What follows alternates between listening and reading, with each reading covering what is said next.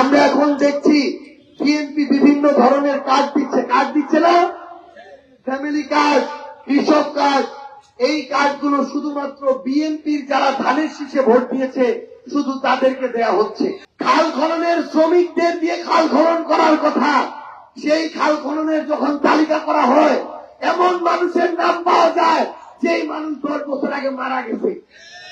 এমন মানুষের নাম পাওয়া যায় যে মানুষ হিসেবে নাই, হয়তো জিনভূত হয়ে গেছে। এখানে আমাদের এনসিপি সম্মানিত সদস্য সচিব আক্তার হোসেন এমপি আছেন এবং আমাদের উত্তরবঙ্গের মেহমান বলবো এবং আমাদের এই মুহূর্তে আধিপত্যবাদ বিরোধী লড়াইয়ের অন্যতম সহযোদ্ধা জনাব নাসির উদ্দিন পাটোয়ারি আছেন। আমি তো আমরা তো এই জায়গায় ছোঁয়া, ঠিক কিনা? তো এই জন্য আমরা একটু কম কহি আর কি, আর আমার নাসির ভাই একটু বেশি কম। তো আসলে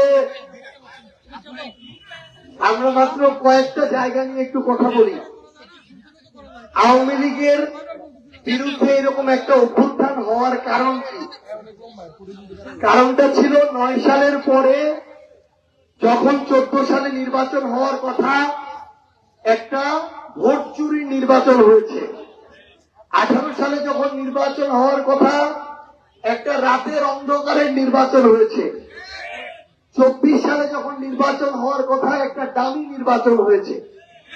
তাহলে একটা গণতান্ত্রিক দেশে যখন একটা দল অন্য সকল দলের রাজনীতি করার অধিকার ধ্বংস করে দেয়, তখন ওই দেশ কোনোদিন গণতন্ত্রের পথে চলতে পারে না।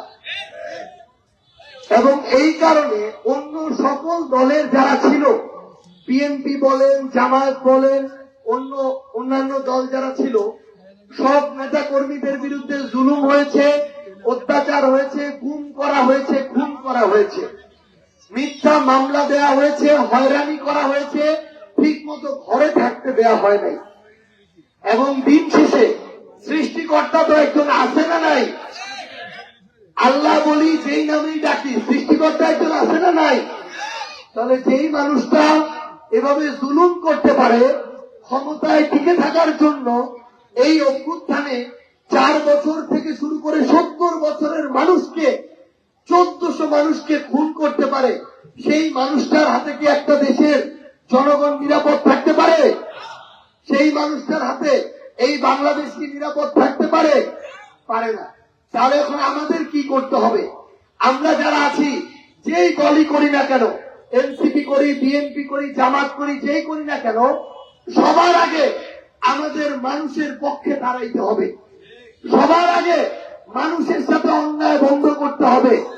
প্রত্যেকটা থানায় মানুষ যেন, যেই দলেরই হোক না কেন, মানুষ যেন তার সুযোগ সুবিধা পায়, পুলিশের সহায়তা পায়, সেটা নিশ্চিত করতে হবে।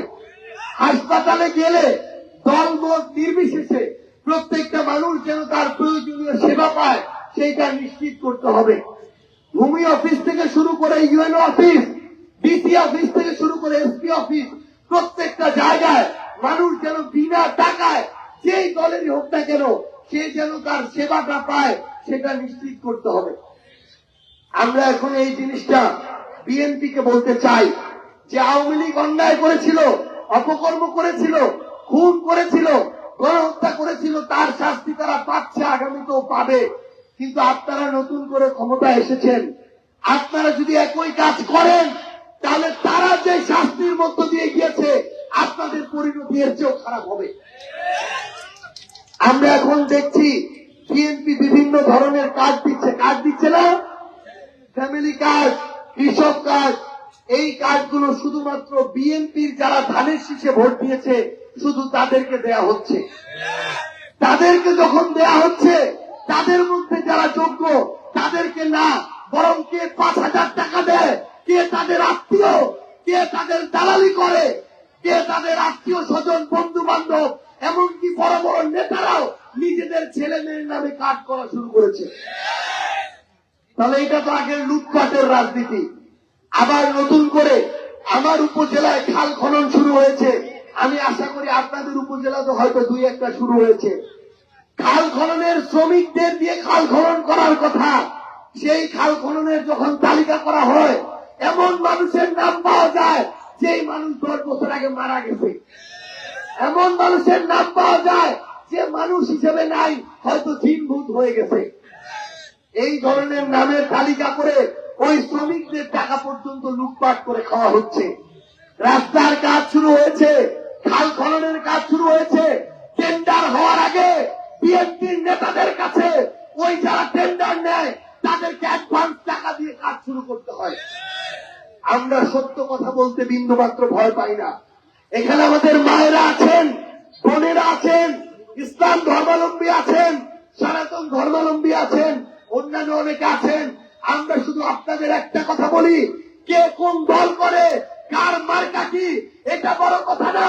কেউ যদি ন্যায় না করতে পারে, আপনার সাথে ইনসাফ না করতে পারে, আপনার সত্যের পক্ষে দাঁড়াইতে না পারে, তার দল যেটা হোক, মার্কা যেটা হোক, তার দ্বারা আপনি কোনদিন ভালো থাকবেন না।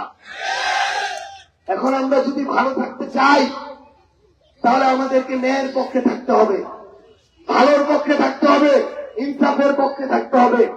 আমরা যারা এনসিপি করি, তাদের বড় অনেক কোন রাজনৈতিক ব্যাকগ্রাউন্ড নাই, তারা অনেক টাকার মালিক না।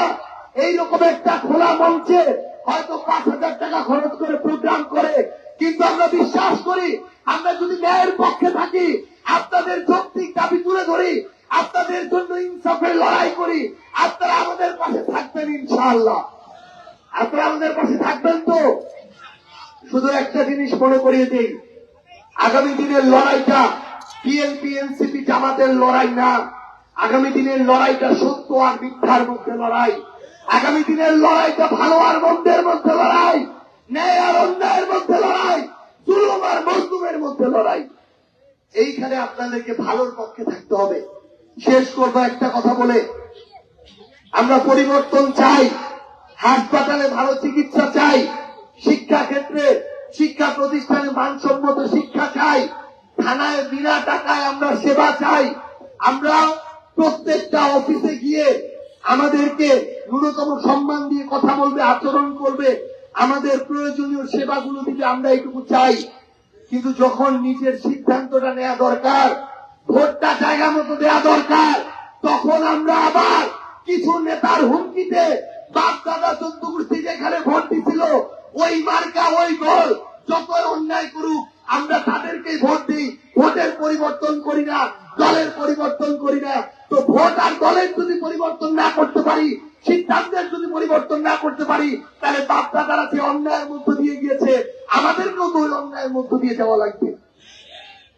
তাইলে আমরা খালি পরিবর্তন চাই আর নিচে পরিবর্তন হই না, এইভাবে কোনোদিন পরিবর্তন হবে না। এই জন্য আপনাদের কাছে অনুরোধ করব, আমরা যেন আমাদের বিবেক বোধকে কোন দল মার্কার কাছে বিক্রি করে না দেই। আমরা যেন আমাদের সিদ্ধান্তটাকে ভোট দেওয়ার সময় 500-1000 টাকার কাছে বিক্রি করে না দেই। আমরা কি টাকার কাছে আর ভোট বিক্রি করব? চাঁদাবাজদের আর ভোট দিব? দখলদারদের ভোট দিব?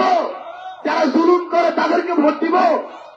এই সিদ্ধান্তটা যদি আমরা আগামীর স্থানীয় নির্বাচনে নিতে পারি, তাইলে বোচাগঞ্জেরও পরিবর্তন হবে, দিনাজপুরেরও পরিবর্তন হবে, বাংলাদেশেরও পরিবর্তন হবে। আর পরিশেষে আমার প্রশাসনের বিভিন্ন সরকারি অফিসের ভাইদের একটা কথা বলি, আপনি পুলিশে চাকরি করেন, আপনি ওই র্যাবে চাকরি করেন, ডিসি অফিসে চাকরি করেন, আওয়ামী লীগ এক সময় ছিল, এখন নাই, বিএনপি আজকে আছে, আগামীতে নাও থাকতে পারে। আপনারা যদি দলের দালালি শুরু করেন, দলের পেটোয়া বাহিনী হিসেবে কাজ করেন, 24-এর অভ্যুত্থানের পরে আপনাদের তো কিছু এখন পর্যন্ত সুনাম বেঁচে আছে, মুখ দেখাতে পারেন, সামনে আসতে পারেন, কাজ করতে পারেন। আগামীতে যদি আবার একই ঘটনা করেন, আগামীতে আপনারা মুখটাও দেখাইতে পারবেন না। এই জন্য আপনাদেরকে অনুরোধ করি, দয়া করে দলের দাস হবেন না, পোশাকটাকে দয়া করে ক্ষমতার কাছে বিক্রি করে দিবেন না। আপনারা যেন সম্মানের সাথে পরিচয় দিতে পারেন, আপনি প্রশাসনে কাজ করেন, আপনার সন্তান যেন গৌরবের সাথে বলতে পারে, আমার বাবা একজন পুলিশ, আমার বাবা একজন র্যাবের সদস্য, আমার বাবা সরকারি কর্মচারী।